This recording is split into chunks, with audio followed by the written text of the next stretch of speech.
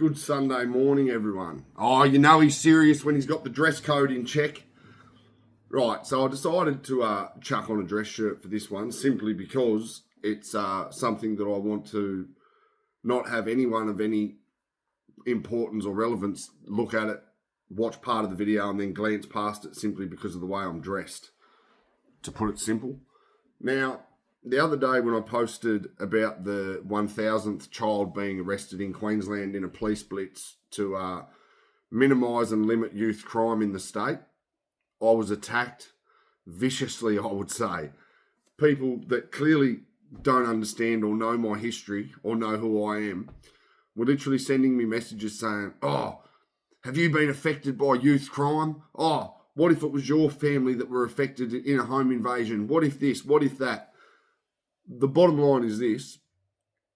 Unfortunately, I was the face of youth crime in my state. I was one of the worst offenders throughout my adolescence and juvenile years. So, yeah, I understand youth crime better than most. And what I'm going to sit here and articulate now, explain, is something that I didn't just come up with this since the other day. Trust me. Like, this is something that I've forwarded to politicians. I've tried to speak to the right people in political movements to voice these ideas and concepts, as we'll call them, or theories even, because they're not, it hasn't been proven because it hasn't been tried. But at the end of the day, I strongly believe that this concept that I'm about to share with you would be more than effective, and especially more effective than the detention or prison systems that we now operate at full large scale. Again, this isn't something that I just went away and thought up of overnight, like since I put that post up and since people were like, "Oh, unless you've got the answers, don't be part of the problem telling the police or the government how to do their job." So here we go, dressed in my nice little dress shirt to put my proposal across. Now, when I say I'm not politically motivated, I am now.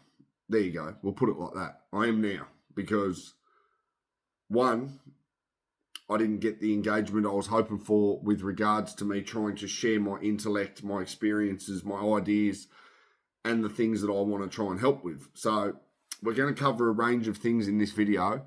Now, because I've got next to no storage left on my phone, it says I can only record for 56 minutes. We're only at 2 minutes, 50 seconds. So hopefully I can smash through this well before that. Here's the thing, right? If you have, I haven't actually looked at the numbers, but let's just say we've got 50 detention centres across the country. And out of all those detention centres, I know from experience that 20, 30% at most of the kids that are in there, there's not many alternatives for them because they're serious, repeat, violent offenders.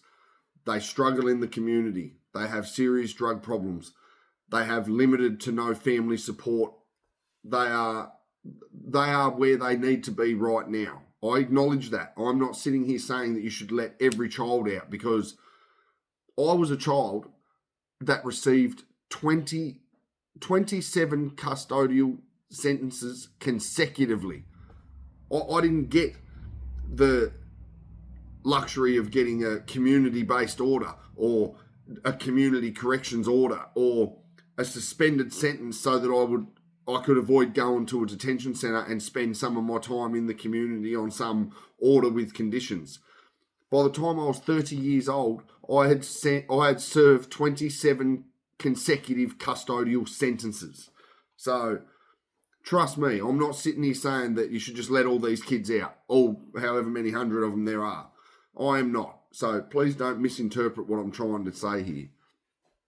I fully acknowledge that when children, anyone, poses a risk to the community and especially to our society and our civilians, our citizens, you can't just leave them out in the community. When they are a risk to other people, a risk to themselves and a risk to first responders and things like that, you can't leave someone like that in the community. I acknowledge that. At the same time, though, you've got to understand that when you lock a child up, you are not just locking them up. You are putting them in a proven failed system, a system that has failed again and again and again. So something's got to be done about it. And although this is about youth incarceration rates, youth recidivism rates, and locking up children is the easiest way to put it, I think this concept could address several key major issues that our country faces right now. Namely, our Defence Force recruitment numbers. We have a Defence Force of less than 60,000. That's not very big for 25 million people. Now, that's another thing to get into later. But here's the thing, right? How come we don't put a system in place, have facilities built where when you have juvenile offenders, and this can also apply to prisons, but I'm more focused right now on our youth, on our children. How come we can't have facilities built that cater the Defence Force? When I say cater to it, I mean, I tried to join the Defence Force when I was 22 years old. So at the peak of my criminal offending, I was one of our state's worst, if not one of our worst offenders, if not the worst. So I acknowledge that is appealing to criminals. It is appealing to people that have impulse disorders and mental health illnesses and all these things. I understand that the excitement of war and guns and training and all these sorts of things, it's appealing to people, especially children and young people who have no fear. They are out here like, that's another misconception about people have about children. They can call these youth offenders every name under the sun. They will categorise them and stigmatise them in every negative possible way they can, calling them every name under the sun. Do you know the first things that should really come to mind when you're talking about a youth offender? Brave, courageous, fearless, selfless, or selfish, it doesn't really matter. But these kids, they leave their homes, the safety of their home. They roam the streets day and night. They don't care.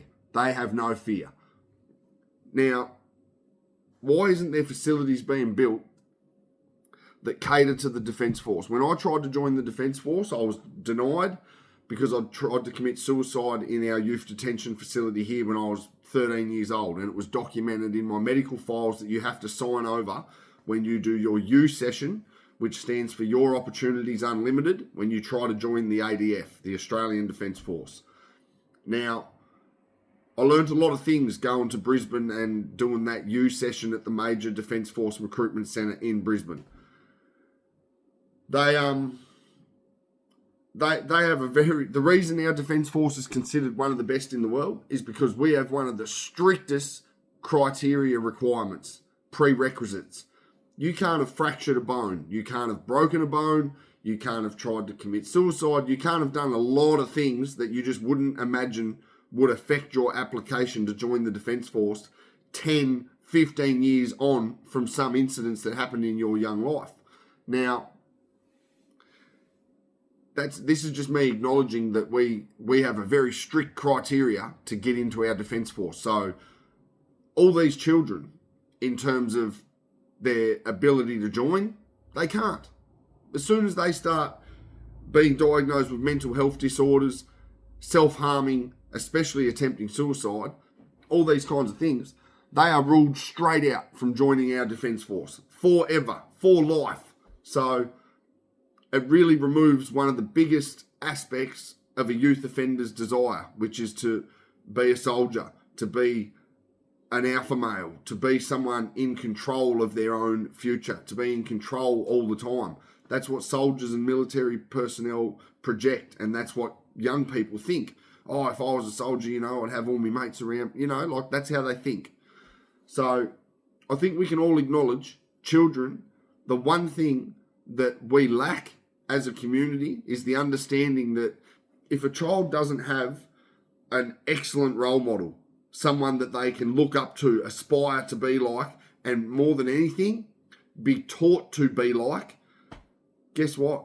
They'll find one. Like, it's that simple. If they don't have one in the household, they'll go and find one in the street or at a sporting club or church or music festivals, or it doesn't matter where. Children will intuitively find someone to look up to because they don't know what the world's like. They're still learning. They want a role model. They want someone that can lead them down the path of glory, success, happiness, teach them how to love and talk to girls and all these sorts of things that children go through. So can we just acknowledge that children need role models? Now, when one of the biggest issues facing our country is Defence Force recruitment numbers, again, I acknowledge that you couldn't just take 5%, let alone 50%, let alone transition 100% of our children from youth detention facilities into some working capacity for our Defence Force because they can't actually join the ADF because of most of their criminal convictions, their mental health disorders, if they have any, and there's a lot of things that would stop them from getting into the Defence Force. Now, having said that, when you look at any operating facility, whether it's a hospital, a school, a university, a sporting club, it doesn't matter, a prison, a detention centre, the Defence Force, you have a hierarchy. You have a working structured system in which people are appointed to their positions, their jobs, because that's what they're qualified for, or that's how it should work, because that's what they are best at, because that's what they are trained for. Now, this is just personal experience because I've obviously been to a detention centre and prison. In the prison, for example, our prison has a contract with the hospital to run the laundry. Basically, so every bit of laundry that gets done at our local hospital in the southern end of the state, which is the capital of Tasmania, Hobart, they bring over truckloads of laundry for, I think it's approximately 40 inmates a day, which is next to nothing out of a jail of 600, 700. That laundry gets washed and cleaned and steamed and folded and ironed and repackaged and whatever by the inmates, right? The exact same thing must apply with the Defence Force. Someone has to be there doing their laundry and stuff like that unless they have a similar system to the hospital in which they just chuck it all into big basket things, put them on trucks and send it to a laundry somewhere else, just like the hospital does with the jail. Now, if Defence Force recruitment issues are a major issue in our country, and again, I know I'm going off topic, but I'll get to why. That's something that we need to seriously look at, I think. Like, you can't be short on numbers in a war. You can't be short on numbers in a time of uncertainty when it comes to your Defence Force. So, this is my question. How come there haven't been facilities built, systems put in place, and concepts drawn up and tried to be executed in a way that we can determine on a lower level? I've explained this in other videos. If you can't implement something and make it successful with 10 people or 100 people, as if you'd go and like straight outright just try and make it work for 1,000, when that's more money, more resources, more facilities, more staff, it's just more issues that you have to cover and more bases that you have to be aware of on a larger scale when you haven't even determined if you can make it effective and workable on a smaller scale. So yeah, my question is this. If our Defence Force is lacking numbers and our detention centre facilities are proven failures through countless documents and reports and statistics based off those reports, what's stopping us as a country from having a big look at the Defence Force and saying, righto, we have 6,000 or 2,000, or it doesn't matter what it is, we have this number of people who are not combat active or are not qualified for whatever reason to be combatants, people that actually fight in war. Now, I acknowledge the people that take up all these other roles are crucial, and you can't just lock them in take them out of the equation, turn them into combatants or people that work in a different area, and fill that area with young people or prisoners that can't even join the Defence Force because there's a level of security and trust and all these sorts of things that it's so hard to join our Defence Force. But here's the thing. If we had a facility, just one facility, that was central to re-diverting our youth crime crisis, they don't have to be a part of the Australian Defence Force because, as I said, it's extremely hard for a criminal or someone that's got all the things wrong with them that I had wrong with me when I tried to join. They won't allow it. They won't train you in weapons training and explosives training and, self-defense and fighting and all these things, because they look at it like you're training up a criminal. You're training up someone that's just going to use it against us to try and escape, or when they go back to the community, they'll be harder to catch or deal with, or you know what I mean. Now, this is the thing though. If you can just shut down one detention centre, let's say the 20-30% of kids that you can't let out or send anywhere else, they have to be in a maximum security facility. I was one of them children. You could have come to me with the greatest idea in the world and said, oh, Kane, we're going to send you to Kapuka, which is, I think that's how you say it, which is the Defence Force training place in New South Wales, I believe. And yeah, I probably would have agreed to go because I'd be like, yeah, sick, I get to go to the army. Oh, what, wicked. But once I got there, I probably wouldn't have been able to see it through.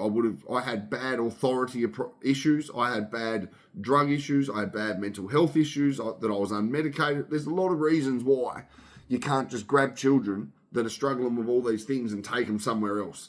They have to be in a maximum security facility where they can't run away, escape, and do all these other things. But here's the thing. If you can shut down just one detention facility, youth detention facility, determine the 20-30% of the kids in there that can't be taken anywhere that is not maximum security housing and facilities, and you take the other 70%, obviously these facilities that would be run by the ADF would still have to be maximum security facilities. Now, just picture this for a second. If you can understand the level of trust that is given to a detention centre worker, especially a youth detention centre worker, so all people under 18, it's not the same, obviously, as people that are entrusted in our Defence Force. That's why the standard of enlistment and enrolment is so high, because the level of trust you are being given when you join any country's Defence Force is significant because of the information and the intel and the equipment and all the things that you have availability to and access to. But when you're given the job of looking after our state's most vulnerable, at-risk youth, I think that comes with a very high level of trust, as well as the Defence Force, going to the Defence Force does. But here's the thing. If you can shut down one detention centre in our country, take the 30 to 20% of kids out of it that can't go anywhere else, they need to go to another detention centre for the time being, and you take that 70% that are able to be introduced to this new concept, I'm sure people that are smarter than me can see where this is going. If you can shut a whole detention centre, let's say 100 staff, 120 staff, and 90 kids. So if you get 60 of those children, you now need a 60-bed facility. You're going to need at least the 120 staff that worked at the detention centre to look after those 60 kids, because I think that's generally how it works. 2 staff, 1 kid, or it might be 3 staff, 1 kid now. Some places, some detention centres are different. But by creating a facility that supports our Defence Force, so if those 60 kids can take on roles that give them better paying jobs than they would have in a detention centre, providing them with real insight and experience in a workforce inside these facilities that are aiding and supporting our Defence Force, whether it's a functional laundry, teaching them how to cook and make the food that is provided to our Defence Force, the whole point of this concept is to rebuild the youth's mind about what it's like to live life outside of a detention centre. Because when you rip a child from the community and you just throw them into a detention centre, where in my experience, if you're in a unit with 15 to 20 kids, there's 2 jobs. So 18 of you are just left doing whatever you want all day. The other 2 get paid better money. They get access to better things because they're the only 2 with jobs. The same thing applies in the jail. Trust me, especially our jails. You have 700, 650 people in there. There's 80 jobs. So what do you think the other 580, 70 people are doing? Nothing. Wasting time, assaulting one another, doing weights, doing nothing, wasting their time before they get out. Now, I haven't detailed this too well because speaking it outright compared to writing it, as I have when I've sent it off to these politicians, it's not the same because it's a bit hard for me to go into great detail, but I'm sure you can understand the concept. There needs to be a way in which we are redirecting these children away from these detention centre facilities because they are proven not to work. That's the key issue here, is that people can say all they want. Oh, they'd never let a youth offender have anything to do with the Defence Force. So create another branch. Don't make it like, if there's, let's say there's 58,400 Defence Force, Australian Defence Force members. I'm not suggesting that if you are able to take 500 of our states, our nation's youth offenders and roll them into some sort of supporting role and a way to aid our Defence Force, that we now have 57,000, you know what I mean? Defence Force members. I'm not saying that. I'm saying kids need role models. And if you have facilities that are run by soldiers, actual Defence Force members, that doesn't make the youth offenders Defence Force members. That makes them a supporting role of our Defence Force that are doing important jobs, things that aid our fucking Defence Force. So, I think I've made my point, but it's obviously a lot. Like I said, people that are smarter than me would obviously draw this up in such a way that not only would you be adding, because here's the thing, if you can roll the children into these roles, whether it be cooking, cleaning, yard and site maintenance, the laundry, I'm sure there's dozens of roles that you could help these children come out of detention centres, and as long as there's a facility for all these things that could aid and support our Defence Force, where the children that are in these facilities are taught real skills. They are paid real wages. Well, not real wages, they're still children, but you get what I'm saying. More than $7.50 a week or $20 a fortnight or whatever the ridiculous amounts is that they pay inside detention centres and prisons. You are re-educating them and showing them a way of life that they've never lived, because most children don't understand that, like, in order to get what you want, you have to work for it. They actually don't understand that because of the way they're raised in their household, because of the things that they experience in their young lives, because of the crimes they've committed and how quickly they can go from wanting something to having it. So when your answer to that is lock them in a detention facility and give them nothing, like, that concept is just, it's so outdated and it's proven time and time again not to work. So I'm going to put it simple because, how long we got left? Yeah. I'll put it simple like this. Without having to build new facilities, you could literally pick a detention centre somewhere central in one of the bigger states, or do it here in Tasmania as a way to show its effectiveness first. Rather than shutting down our detention centre, why don't they reshape it and rebuild it, or renovate it so that it can become something that can help train, educate, and aid and support our Defence Force?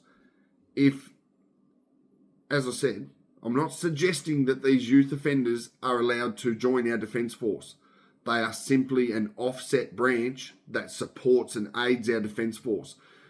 If you can even take one child, let alone 10 or 50 or 100, and they can walk into roles outside of joining the Defence Force that support and aid the Defence Force, so that people with inside the Defence Force that have certain roles or jobs can then be re-educated, retrained, and more highly qualified to take on other roles inside the Defence Force because of the work and the system and the concept that may be implemented that allows these young people whose lives are destined for nothing but misery and suffering and recidivism and re-incarceration rates that are just off the charts.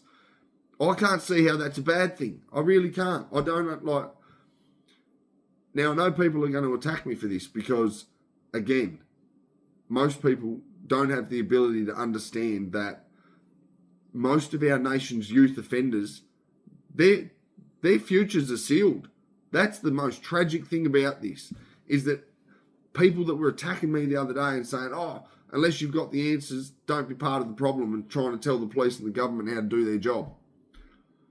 It's like this for me. Unless our government and our police force are content with repeatedly chasing and locking up the same children who then turn into serious adult offenders, unless they want this system and this systemic cycle of reoffending and re-incarceration rates of the same people and the same families. That's the other thing that people don't understand, is that our country, and especially my state, it's a generational thing. The amount of people whose fathers, brothers, uncles, mothers go through the prison system or the youth justice system only for their own... I've been in jail with people that are in there with their own children. Like, do you know how stuff that is? Do you know how retarded that is? To be sitting in jail with your own son, your own daughter, watching them get mistreated by people that aren't even really qualified to care for you properly, let alone rehabilitate you or help you look for rehabilitation or ways to change your life. It's disgusting. Now, I really hope I've made my point, but I know I've gone off topic a lot. But the thing is, this is important to me, and as I said, I've written this out in documents that are much more concise, and it clearly outlines a process and a concept that could be followed. But it's just hard talking about it on here, trying to outline it. But essentially, it's this: build facilities or renovate detention centres that can be turned into facilities that aid and support our Defence Force. As I said before, if you can shut down a whole detention centre, you've now got 100 to 150 staff that need jobs. So if that facility was renovated or turned into a Defence Force supportive facility, those staff would then need jobs still. So and that's the difference. If you can join our prison system or our youth justice system, it would only be your physical abilities, your mental aptitude, or not being able to pass what they refer to as a U session that would stop them from joining the Defence Force. Again, these facilities would be simply to aid and support our already enlisted Defence Force members and their operations and their facilities and, you know, the things they've got going on. So you could essentially create a whole new system in which detention centre staff and prison staff, if it got beyond youth facilities, you could then not only remove the children from the facilities that have failed, and are toxic in terms of breeding generational trauma and all these things that just make the cycle keep repeating, and use the staff that used to govern the youth detention facilities or the prisons that you reinvent and reshape into supporting facilities for the Defence Force. You now take the staff and do the same thing with them. They may even be able, some of them may even be able to do a U session, pass it, and become enlisted Defence Force members who operate the facilities of the youth and maybe adults that support our Defence Force by the way they work in laundries and cooking and cleaning and yard maintenance and building and all these sorts of things. All right, there's going to be a few more of these videos because obviously that's only one idea. That's only one concept as a way to try and change two things: youth and adult incarceration and imprisonment rates, and our lack of Defence Force recruitment drive and our low numbers of our low Defence Force numbers. So, thanks everyone. God bless. Have a great day. Oh, geez, Richo, nice shirt.